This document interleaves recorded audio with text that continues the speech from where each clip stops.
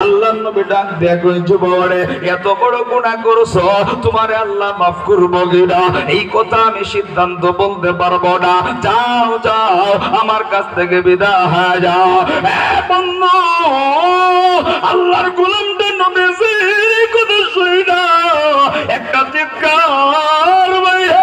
আর জঙ্গলের দিকে দৌড় দিয়া পাহাড়ের উঁচায় উঠা আমার আল্লাহর কুদরত বেসেস দাই বইরা আমার আল্লাহর ডাইকা ডাইকা গো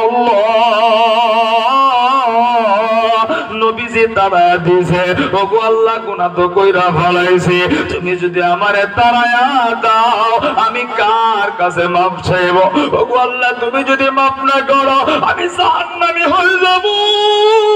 এই বন্ধু আল্লাহর গোলামটা কিতাবের লেখক লেখে রে একদিন দুই দিন না এই গুনাহটা কইরা একাধারে 40 দিন ওই পাহাড়ের উঁচাই বইরা গড়াগড়ি কইরা সেজদা দিয়া আল্লাহর দরবারে কান্দে এক ফোঁটা পানি খায় না এই 40 দিনের ভিতরে এক লোকমা খাবার মুখে দেয় নাই এই যুবকটা এমন ভাবে তওবা করেছে